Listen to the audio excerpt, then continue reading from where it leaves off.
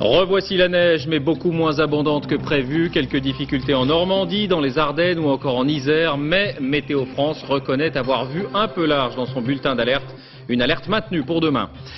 Information France 2, le chômage est à la hausse. 18 000 demandeurs d'emploi en plus en décembre. L'année 2002 marque la plus forte augmentation depuis 9 ans.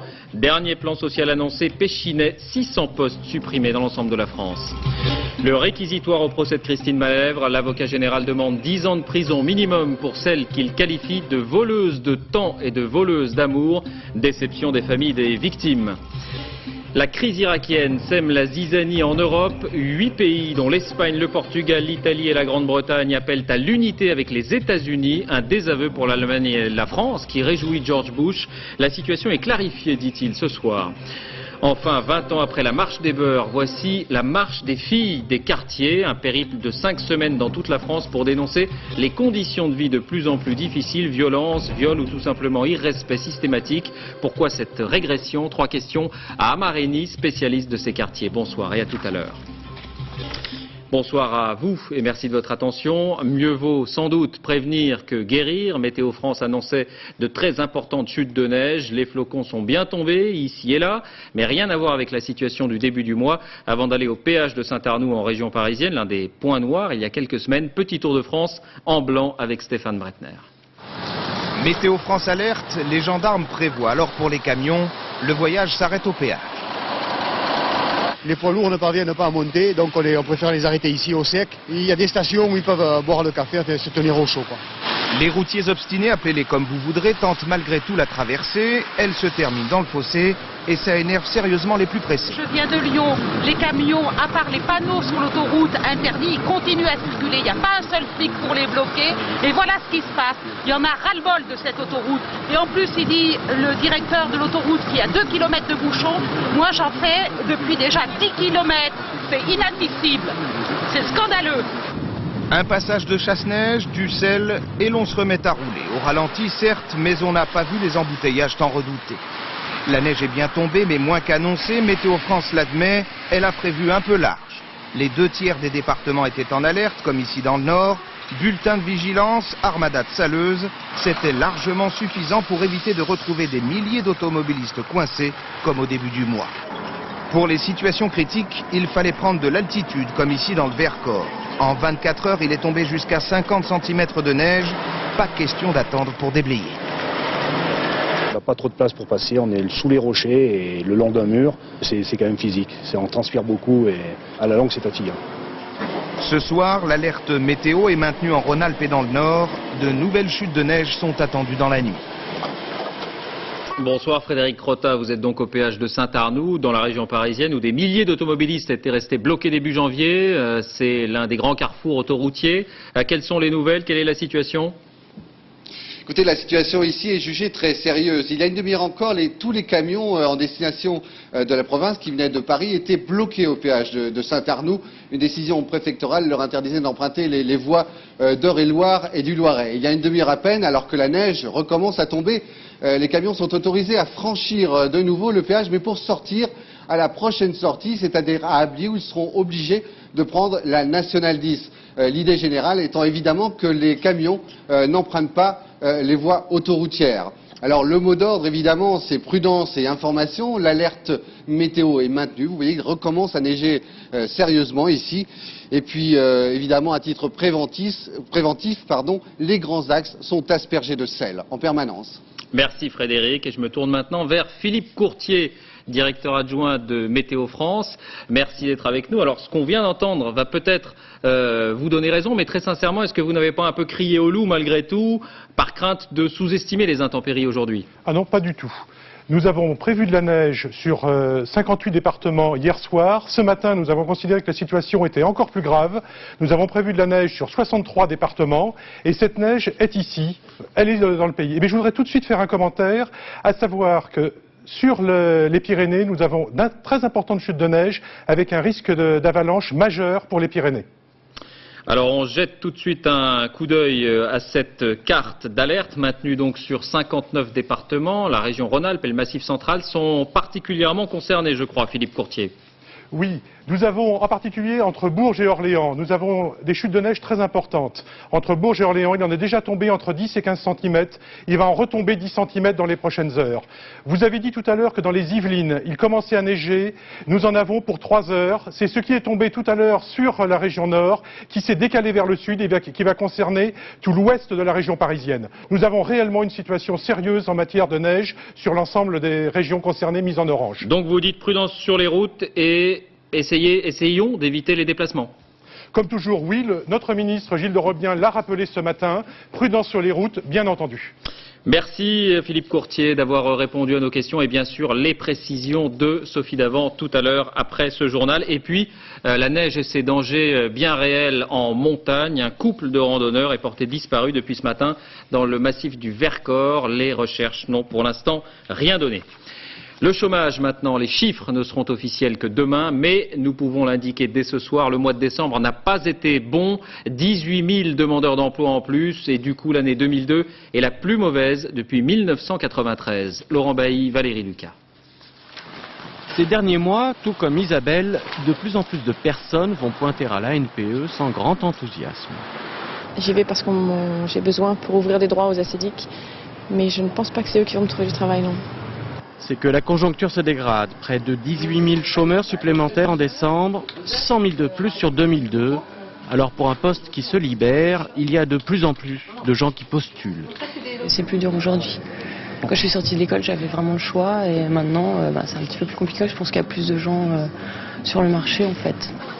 Sylvie, elle aussi, en sait quelque chose. Licenciée économique de son ancienne compagnie aérienne, elle enchaîne depuis des mois une multitude d'emplois précaires pour simplement payer son loyer. Je fais du tourisme, de la téléphonie, de la banque, mais à chaque fois des postes qui ne sont pas très importants, donc les salaires suivent forcément. Peu d'offres, beaucoup de demandes, alors les employeurs sont de plus en plus sélectifs. Plus exigeant qu'hier, puisque bon, on ne peut pas être à la fois jeune, diplômé et avoir de l'expérience, et tout à la fois, donc ça c'est pas possible. L'embellie ne semble pas pour tout de suite. La croissance patine, les faillites augmentent de 3% et on assiste en ce moment à une multiplication des plans sociaux. Je ne dirais pas qu'il y a une avalanche. Il y a 2 ou 3 ou 4 plans sociaux qui se passent en même temps. Bon, cela dit, c'est vrai que l'année 2003 va être une année plus difficile pour des raisons de conjoncture en matière d'emploi. Est-ce que vous avez été amené à vous déplacer à l'étranger? Oui. Ici, dans notre ANPE, tout comme dans les bureaux des conjoncturistes, l'optimisme reste en berne. Sur le front de l'emploi aussi, on attend le printemps. Oui, dernier plan social annoncé, 600 postes supprimés chez Péchinet, en majorité dans le département de l'Ariège. Le groupe d'aluminium et d'emballage invoque une mauvaise conjoncture et annonce des mesures d'accompagnement. Sur place dans l'Ariège, Muriel Lassaga, Olivier Combe. Ce matin, les salariés de Péchinet étaient déjà réunis en assemblée générale. Le mot d'ordre, réagir vite après l'annonce hier de la fermeture de l'usine. Non à la fermeture, ni partir ni mourir, agir. D'ici l'été prochain, tout sera terminé. 214 personnes au chômage, tous les salariés du site. On a reçu ça comme un coup de massue. C'est la mort de la vallée. C'était la seule entreprise qui faisait travailler toute la vallée. Voilà près d'un siècle que l'usine est installée dans cette vallée de l'Ariège. Aujourd'hui, elle produit de l'aluminium, 50 000 tonnes par an, 10 fois moins que les autres sites du groupe. Les arguments de la direction étaient prévisibles, les coûts de production sont trop élevés. Les coûts sont plus faibles bien sûr lorsque l'énergie est bon marché, lorsque l'usine est en bord de mer et lorsque l'alumine est à proximité. L'alumine qui est la matière première de la fabrication de l'aluminium. C'est-à-dire où ? C'est-à-dire aujourd'hui, par exemple, l'Afrique du Sud, l'Australie. Le village d'Ozat est réellement sous le choc. Personne ne s'attendait à une décision aussi rapide, même si le projet de fermeture était dans l'air depuis plus de 20 ans. C'est la catastrophe, quoi. Enfin, déjà que j'étais le seul commerçant qui faisait multiservice et qui le fait toujours, quoi. Maintenant, jusqu'à quand je vais pouvoir tenir. Quant au maire, il tente d'envisager l'avenir. Pas très facile pour un village de 660 habitants. Nous demandons à Péchinet de s'investir, nous demandons à l'État en termes d'aménagement du territoire qu'il participe donc au maintien de l'emploi et au maintien de la vie dans ce pays. Car tout le monde sait bien que les 200 emplois perdus ne se retrouveront pas de sitôt. L'une des réponses du gouvernement tient en 2 mots. Zone franche, ces quartiers où les entreprises sont exonérées d'impôts et de charges. Il y en avait 44, il y en aura 41 de plus. En voici la liste, annoncée hier par le ministre de la Ville Jean-Louis Borloo. Il s'agit, vous le savez, de favoriser l'activité dans les quartiers difficiles. Il y a 2 conditions. Les entreprises doivent compter 50 salariés au maximum et embaucher au moins un tiers d'entre eux sur place. Ce dispositif devrait permettre, d'après le gouvernement, de créer 100 000 emplois nouveaux en 5 ans. Parmi les nouveaux sites, le quartier des Tarterets dans l'Essonne. Reportage Daniel Wolfrom, Yves Ginca. Monsieur Makoundé était ajusteur, il est devenu patron. À la tête d'une quinzaine de salariés depuis 8 ans. À partir d'aujourd'hui, son entreprise de matériel aéronautique de haute précision est en zone franche. Plus concrètement, grâce à des exonérations fiscales et de charges patronales étalées sur 5 ans, il va pouvoir former de nouveaux apprentis. Je vais embaucher quelques jeunes. Combien? 3 ou 4. Qui viendront de quel quartier alors? Qui viendront essentiellement du quartier des Tarterets, sur lequel je suis implanté. Les Tarterets. À Corbeil-Essonnes, c'est un quart de la population de la commune, beaucoup de jeunes, beaucoup de chômeurs, une situation difficile. À l'image du centre commercial, dévasté. Le classement en zone franche devrait en principe améliorer la situation avec ce projet en périphérie du quartier pour attirer une nouvelle clientèle. Vous attendez quoi de la zone franche exactement? Qu'elle apporte sur cette partie-là une création d'un certain nombre de commerces et donc d'emplois. Mais tout ceci est une proposition de la ville à l'État. Il faut maintenant négocier le périmètre de ce qui reste encore un projet assez flou. Vous comptez créer combien d'emplois ici? Je ne peux pas vous répondre précisément, mais il est bien évident qu'il va y avoir un certain nombre d'emplois créés par la mise en place d'une moyenne surface, par la création d'une pharmacie, par la création de commerces complémentaires, coiffeurs, librairies, tabac, etc. 30 millions d'euros ont été versés aux Tarterets depuis 20 ans, essentiellement pour réhabiliter ces immeubles. Il s'agit maintenant de faire vivre normalement ce quartier comme le reste de la ville. Un accident très rare ce matin, le déraillement d'un TGV entre Dunkerque et Paris. Le train a heurté un camion qui avait calé sur un passage à niveau. Grosse frayeur, mais aucun blessé grave. Julie Benzoni. Le camion traverse la voie ferrée, il cale. Le chauffeur a juste le temps de sortir de son véhicule. Un TGV surgit sur cette ligne Dunkerque-Paris. 230 personnes à bord. Dans la collision, 4 passagers, dont une femme enceinte, sont légèrement choqués. Sur le coup, je pensais qu'il y avait quelque chose sur la voie, mais pas un camion, quoi. Donc c'est pour ça que le choc était violent, mais pas tant que ça. On n'a pas senti de mouvement de panique, quoi. Tout s'est passé dans le calme. Et la rame a été évacuée, on va dire, une vingtaine de minutes après l'incident, quoi. Un choc suffisamment violent pour que le TGV aplatisse la remorque, provoquant un début d'incendie. Le trafic a été bloqué toute la journée. Il vient seulement d'être rétabli. Oui, le trafic des Eurostars, lui, n'a pas été affecté. Justice, voleuse de temps et d'amour, Christine Malèvre a fait ce qu'elle voulait, quand elle le voulait et sans qu'on lui ait rien demandé. Ce sont les paroles de l'avocat général à l'avant-dernier jour du procès de l'ex-infirmière. Paroles accablantes, mais réquisitoires, insuffisants pour les familles des victimes. 10 ans de prison ferme, au moins, ont été demandés. Dominique Verdaillan. Madame Malèvre, votre réaction à ces réquisitions de 10 ans? C'est ce à quoi vous attendiez? Pas de réaction. Maître Lippmann? Pas de déclaration. Pas de déclaration. 10 minutes plus tôt, la tête cachée dans les mains, Christine Malèvre entend la peine requise, pas moins de 10 ans. Un réquisitoire dépassionné, un portrait à double face. D'un côté, la voleuse de temps et d'amour. De l'autre, une petite fille fragile qui a épousé une cause qui la dépasse. L'une des parties civiles sort le visage fermé, déçu. Les autres se montrent plutôt désabusés. Ce qui importe, c'est qu'elle ne pratique plus son métier. Peu importe le verdict pour vous. Peu importe. Ça ne va pas en prison, vous? C'est mieux si elle est condamnée. Un minimum. C'est bien ce qu'a dit l'avocat général, il a demandé un minimum. Et j'espère qu'elle en prendra un peu plus. Ce que je souhaite, c'est que cette condamnation ne soit pas trop petite pour que ce type de choses soit encouragé, ça me paraît évident. Et je souhaite aussi qu'elle ne soit pas trop lourde, parce qu'à ce moment-là, c'est moi finalement qui finirais par avoir une certaine culpabilité. Ce serait quand même un comble. Plus ou moins de 10 ans, perpétuité ou acquittement, la réponse appartient au juré. En cas de condamnation, Christine Malèvre sera arrêtée à l'audience et incarcérée. Acquittée, elle sortira libre du palais de justice. Verdict donc demain. Le statu quo en Côte d'Ivoire, les renforts français sont arrivés à Abidjan, en l'occurrence ce contingent de 130 gendarmes mobiles. Il s'agit de protéger les ressortissants français. La vie a repris son cours normal, les commerces, les banques ont rouvert leurs portes et les transports en commun circulent, mais certains ont préféré rentrer en France, des femmes et des enfants essentiellement. Un premier avion est arrivé ce matin à Paris, un second a atterri tout à l'heure à l'aéroport de Roissy. On retrouve Loïc Delamornay et Alain Locassio. Le vol régulier d'Air France est attendu de pied ferme, aussi bien par les caméras que par les proches des expatriés. Je suis très satisfait que ma famille rentre parce que j'étais très inquiet. Maintenant, je suis rassuré, je l'attends. Précisément, les expatriés sont parfois même surpris par l'inquiétude de leur famille vivant en France. Lorsqu'on est loin et qu'on voit ce qu'on nous passe à la radio, à la télévision, on ne nous passe pas les bons moments, on ne nous passe que les mauvais moments forcément. Ce sont les vacances scolaires. Un peu plus tôt, un peu anticipé là. Oui, anticipé, mais il faut avoir bon moral. Je crois que nos parents ont eu plus peur que nous. Oui, bien sûr. Moi, je me suis jamais sentie inquiétée. D'autres ont vécu des moments plus difficiles. Cette femme, dont le mari reste pour l'instant en Côte d'Ivoire, est clairement rentrée plus par peur que par précaution. On habite à côté de l'école Mermoz qui a été dévastée et on ne peut pas laisser les enfants décemment vivre dans un climat de tension. La nuit dernière, un premier vol charter de ressortissants français était arrivé à Roissy. Il s'agissait notamment de familles d'employés du groupe Bolloré, évacués à titre privé par leur entreprise. Et ce soir, envoyé spécial à 20h55 avec un reportage sur la sécurité des Français à l'étranger, comment vivent les salariés dans les zones à risque. Un mot de la situation politique aussi en Côte d'Ivoire.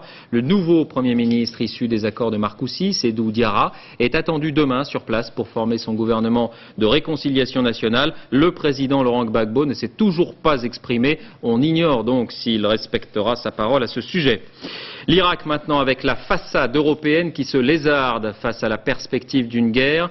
Dans une lettre ouverte publiée par un journal britannique, 8 pays apportent leur soutien à George Bush, un camouflet donc pour la France et l'Allemagne. Gilles Rabin. Une lettre publiée ce matin par le Times et plusieurs journaux européens, c'est le moyen tout à fait inhabituel choisi par 8 pays d'Europe pour prendre leur distance avec la position franco-allemande sur l'Irak. La Grande-Bretagne, l'Espagne, le Portugal, l'Italie et le Danemark, plus 3 pays candidats à l'Union européenne et nouveaux membres de l'OTAN, la Pologne, la République tchèque et la Hongrie, apportent leur soutien au président des États-Unis, George Bush. Un désaveu pour l'action diplomatique de la France qui a choisi de réagir à cette lettre des 8 avec modération. C'est une contribution au débat. Ne cherchons pas à opposer une Europe contre une autre. Pourtant, au Conseil de sécurité de l'ONU, qui en février va compter 4 membres européens, 2 Europes afficheront leurs divergences, la Grande-Bretagne et l'Espagne d'un côté, la France et l'Allemagne de l'autre. France et Allemagne qui manifestement n'ont pas vu le coup venir, malgré le véritable conseil de guerre tenu par le Premier ministre britannique Tony Blair, le meilleur allié des Américains, qui en moins d'une semaine a rencontré ou consulté presque tous ses homologues européens. Opération réussie et satisfaction affichée à Washington où George Bush recevait aujourd'hui l'Italien Berlusconi et rencontrera demain le Britannique Blair. La semaine dernière, Donald Rumsfeld, le secrétaire d'État américain à la Défense, avait dit tout haut ce qu'on pensait tout bas à Washington, la France et l'Allemagne, c'est la vieille Europe. Hier, il est revenu à la charge. L'Europe n'est pas contre nous. Il y a 15 pays, 14 pays qui nous soutiennent, et de l'autre côté, 4 autres pays qui ne le font pas. En fait, la campagne de charme américaine a commencé en novembre dernier au sommet de l'OTAN de Prague, qui accueillait 6 pays de l'ancien bloc communiste. En s'élargissant à l'Est, l'Europe met le cap à l'Ouest, toute vers l'autre rive de l'Atlantique. À Washington, on retrouve Étienne Lénart en direct. Bonsoir Étienne. Évidemment, George Bush se réjouit ce soir de cette initiative. Elle clarifie la situation, dit-il, et on ne peut pas s'empêcher de se poser la question, la Maison-Blanche ne serait-elle pas à l'origine de cette lettre ? Oui, David, les mauvaises langues font remarquer que le Wall Street Journal est l'un des quotidiens les plus conservateurs aux États-Unis. C'est lui qui a eu l'initiative de cette lettre et que c'est un quotidien qui relaie fréquemment la pensée et le message du Parti républicain, le parti de George Bush au pouvoir. Ce qu'il faut bien comprendre, c'est que le président américain et son équipe ont commencé une véritable campagne tous azimuts pour tenter de convaincre les réticents qu'il faut effectivement mener une opération militaire contre l'Irak pour l'obliger à désarmer. Il y a eu mardi soir le discours sur l'état de l'Union, il y aura mercredi les fameuses preuves américaines présentées aux Nations Unies, et dans la perspective du débat qui suivra alors, les Américains tentent de diviser les Européens et d'affaiblir en les isolant la position allemande, mais aussi et surtout la position française. Et l'on murmure à Washington que le Parti républicain et George Bush en particulier ne désespèrent pas de convaincre la France de changer de position et de le faire bientôt. Merci Étienne. Et toujours à propos de l'Irak, la mésaventure de ce député norvégien surpris par les caméras lors d'un débat sur le conflit en train de s'adonner à un jeu de guerre, vous le voyez, sur son ordinateur de poche. Pas de chance, la caméra était puissante et son zoom efficace. J'admets que c'est idiot de ma part, je ne recommencerai pas, a-t-il dû s'excuser. Israël, la parenthèse électorale est refermée, les opérations militaires continuent.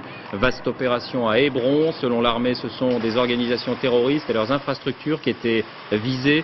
Toutes les institutions susceptibles de les abriter ont été fermées. Un poste de police, une chaîne de télévision, 2 stations de radio et les 2 universités de la ville.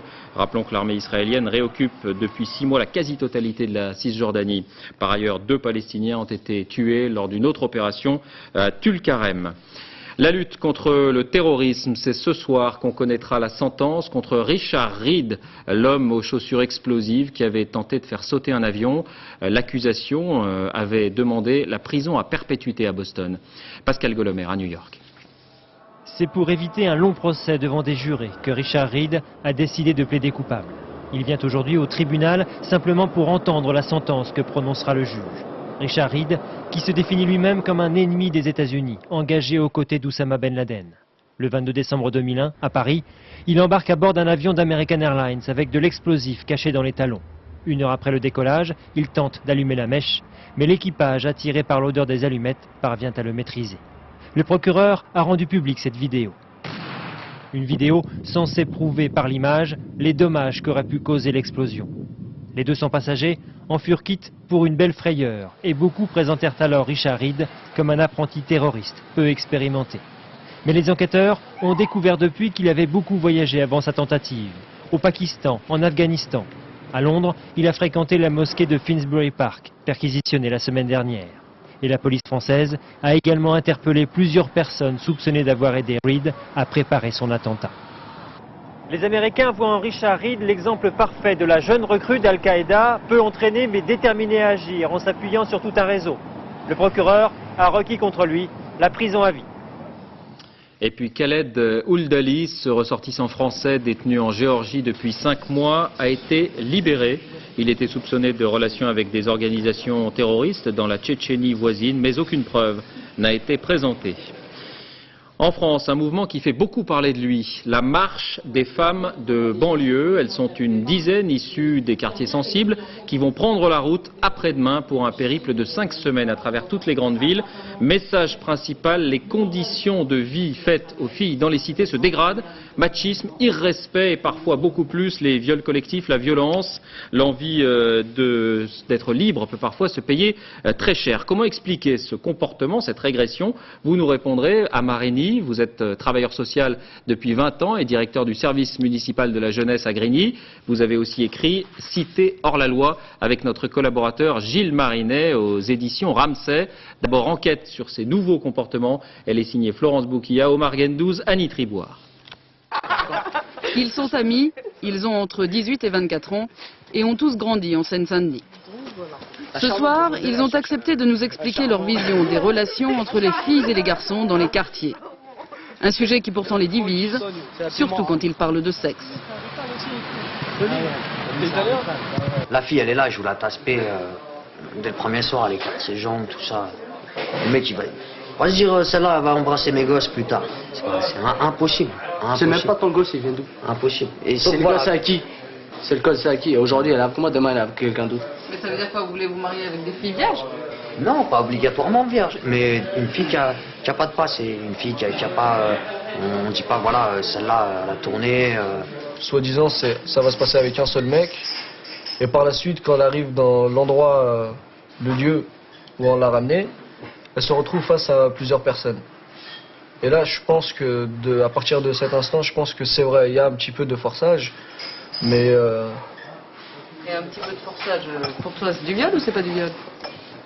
Bah, ça dépend des cas. C'est une victime si elle n'est pas consentante. Si on lui a mis le couteau sous la gorge, on l'a amené, vas-y viens dans la cave, tout ça. Mais si c'est elle qui est venue, elle a dit voilà, j'aimerais bien tenter l'expérience avec toi et tes potes. Après, elle regrette, elle va porter plainte pour viol, elle envoie tout le monde au placard, c'est pas normal. Est-ce que vous avez des sœurs? Une question. Ouais, moi j'ai une sœur, mais franchement... Est-ce qu'il y a des débats comme ça qui... Ma sœur, elle traîne pas dans les cités, Et elle sait que si on descend dans une cave, c'est vrai, ça va pas être pour elle faire visiter une cave ça n'existe pas. Une cave, c'est pour... si on descend dans une cave, c'est pour faire... Je sais pas, c'est automatiquement, c'est qu'elle a fait après. Elle veut. Il y a des tenues un petit peu provocantes qui poussent à ce genre de choses.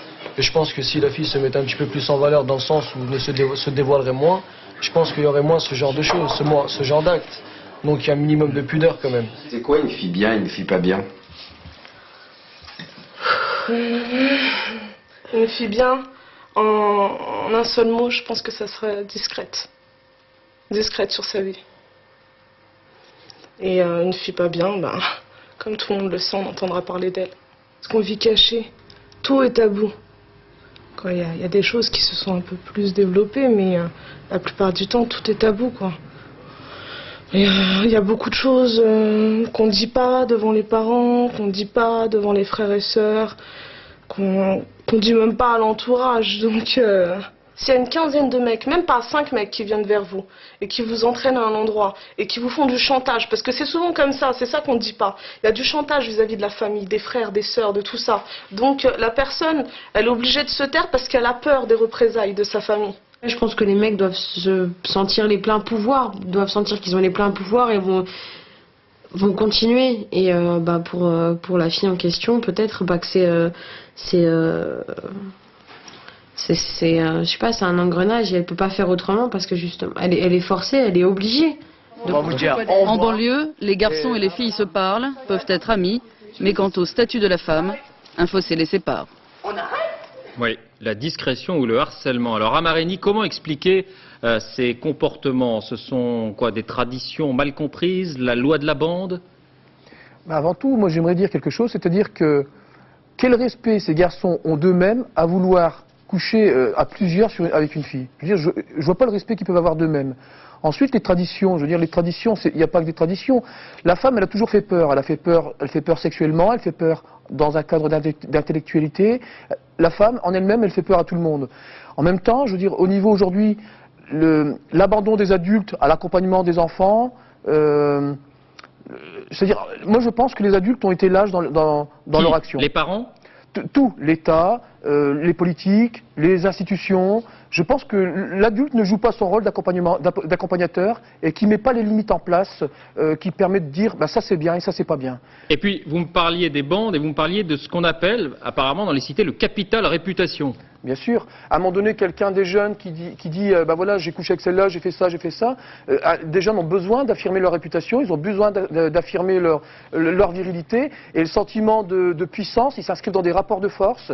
Et à un moment donné, ils peuvent dire on a couché avec telle personne, et ils ont le sentiment que leur réputation est grandie et qu'ils sont plus forts.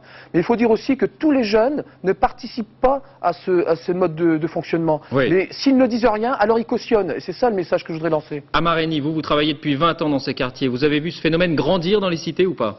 Oui, bien sûr. Bien sûr que j'ai vu grandir. Mais en même temps, je pense qu'on n'en parlait pas avant et qu'aujourd'hui on en parle. Et que, heureusement que les filles, elles osent porter plainte malgré toutes les difficultés qu'elles rencontrent. Et vous pensez que cette marche peut avoir un certain retentissement? Elle a le mérite d'exister.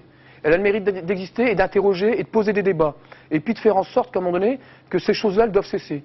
C'est pas normal qu'on puisse dire t'as pas le droit de t'habiller comme ça, t'as pas le droit de faire ça, ou t'as pas le droit d'aller là. Au nom de qui, au nom de quoi, je veux dire. Merci Amarénie d'avoir accepté notre invitation. L'image politique du jour, Jean-Pierre Raffarin venu soutenir le candidat UMP du 18e arrondissement de Paris, une élection partielle dont le résultat sera observé à la loupe. Le Premier ministre s'est finalement déplacé alors qu'il avait indiqué un temps qu'il n'irait pas. Je ne suis pas un lâcheur, a-t-il indiqué ce soir. J'ai entendu ici ou là des interprétations, il se dégonfle, il lâche. C'est inacceptable, ce n'est pas moi. Fin de citation. On connaissait le commerce éthique. Eh bien, voici les produits politiques ou religieux. En l'occurrence, il s'agit d'une boisson qui connaît un succès fulgurant, le Meka-Cola, version islamique entre guillemets du Coca-Cola. Et c'est un franco-tunisien qui en est l'inventeur. Nicolas Châteauneuf, Thierry Breton, Yann Moine. Cela en a le goût et la couleur, mais ce n'est pas du coca. Depuis 3 mois, le Meka-Cola a fait son apparition dans les petits commerces et selon ses producteurs, il s'en est déjà vendu plus d'1 million de bouteilles. Il fait presque 200 bouteilles par jour comme ça. Mais Meka-Cola n'est pas une boisson comme les autres. Sur l'étiquette, ses producteurs s'engagent à reverser dans un futur proche 10% de leurs bénéfices pour aider les enfants palestiniens, 10 autres % pour des organismes humanitaires européens. Autre détail, le slogan « Ne buvez plus idiot, mais engagé ». Enfin, on distingue sur l'étiquette la silhouette de la grande mosquée de Jérusalem et la mention « Ne pas mélanger à des spiritueux ». Meka-Cola fait clairement référence à l'islam, mais pour son créateur, cela n'en fait pas une boisson seulement communautaire. C'est une initiative non violente pour combattre la mondialisation violente et sauvage. Et c'est une initiative qui part du monde, d'un musulman à partir de France. Je ne la récuse pas, mais ce n'est pas que pour les musulmans. Aujourd'hui, Taoufik Matlouti, ancien journaliste, négocie avec des distributeurs suisses. Plusieurs accords auraient déjà été passés en Europe et au Moyen-Orient. Tout est parti de son idée, celle d'attaquer un symbole de l'économie américaine. Objectif, faire passer un message anti-mondialiste et clairement marqué par le conflit au Proche-Orient. En attaquant l'impérialisme et la mondialisation, nous attaquons du même coup le sionisme de l'entité sioniste. Cocktail de politique et d'humanitaire, Meka-Cola a déjà ses fidèles. Et la plupart ont conscience de faire un geste militant. De temps en temps, prendre pour faire un petit geste et une petite pensée pour la Palestine, pourquoi pas. Que ce soit les enfants palestiniens ou les enfants de Bangladesh, ça sera une bonne chose. Meka-Cola illustre-t-il l'avènement d'un nouveau type de marketing? Réponse des experts. L'humanitarisme, c'est le mot-clé du marketing moderne. Tout le monde y va de son développement durable, de son commerce équitable, de son financement de telle ou telle fondation. Là où il y a quelque chose de nouveau, c'est la dimension religieuse. Parce que c'est évident que mettre, d'une certaine façon, un dôme, une mosquée sur une boisson, c'est relativement audacieux, c'est la première fois que ça s'est fait. Meka-Cola est produit au centre de la France, dans un endroit tenu secret, car l'initiative de Taoufik Matlouti ne fait pas que des heureux. Lui ne pense qu'à la prochaine étape, vendre Meka-Cola dans les supermarchés.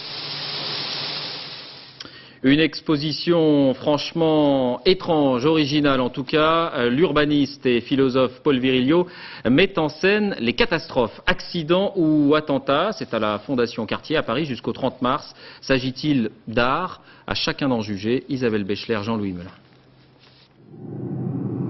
Des plages engluées, un train qui tue, AZF après Bhopal et Seveso, toujours plus de crashs exposés en images, la mort encore de plus en plus, à partir de ce XXe siècle qui accepte les catastrophes comme corollaire du progrès. Paul Virilio, l'âme de l'exposition, a fait réaliser 2 sculptures monumentales, en écho à la collision du 11 septembre, avion contre immeuble. Pour lui, c'est la vitesse qui crée l'accident. Inventer l'avion, c'est inventer le crash. Inventer le navire, c'est inventer le naufrage. On ne peut pas censurer l'accident. On est là dans une métaphore qui est la chute des anges. La chute d'une arrogance qui est celle de se prendre pour des dieux. La vitesse et le progrès se télescopent dans de troublants montages de collisions, d'explosions et de catastrophes qui préfigurent le musée des accidents que Paul Virilio veut créer. Il s'agit désormais d'exposer les accidents pour avoir une intelligence collective de l'accident et pas simplement une stupéfaction momentanée au journal de 20 heures. La catastrophe, fascinante, s'impose et ne veut pas se faire oublier, même quand elle n'est qu'image d'archives du journal télévisé. Moi, là où je ne comprends pas trop, c'est cette accumulation de documents journalistiques à l'intérieur d'un lieu d'art contemporain. Je crois quand même que pour la mémoire, c'est quand même quelque chose d'important. Et le visiteur pourra méditer sur les dérapages du progrès dans un dédale de tiges d'acier qui figure la chute des tours du World Trade Center. Le sport en 3 images. D'abord le championnat du monde de handball. La France tenante du titre a battu la Slovénie hier facilement 31-22 et les Bleus sont du coup en bonne voie pour les demi-finales. Il faudra gagner ou faire match nul contre la Suède.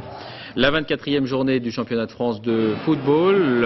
Lyon tenu en échec à Lens, 2 buts partout. Et du coup, les Lyonnais laissent Marseille seul en tête du championnat. Les buts lyonnais signés Dorasso et Carrière. Ici, l'égalisation lensoise avec ce magnifique lob de 40 mètres signé Sibierski. Et puis de la voile avec le départ finalement pour Hélène MacArthur ce matin pour le trophée Jules Verne. Ici, lors de ses derniers préparatifs, la navigatrice anglaise tente, vous le savez, ce tour du monde en équipage et sans escale pour la première fois. Le record est détenu par Bruno Perron. Il sera peut-être bientôt battu par Olivier de Kersauzon. Fin de cette édition, merci de l'avoir suivi. Tout de suite, question ouverte. Après l'affaire Dumas, y a-t-il une justice à 2 vitesses? Alain Duhamel reçoit Dominique Perben, le garde des Sceaux. Ensuite, la météo, Sophie Davant. Attention donc à la neige en train de tomber un peu partout. Point route Valérie Maurice, 20h55. Envoyé spécial Guylaine Chenu. Dernier journal, 1h-25. Jean-Claude Renaud. On se quitte avec ces images d'un tableau de Rembrandt redécouvert à Amsterdam. Il s'agit d'un autoportrait mis à jour il y a quelques années. En fait, l'œuvre était recouverte d'une peinture d'un élève du maître. Il a fallu gratter et expertiser. À lundi.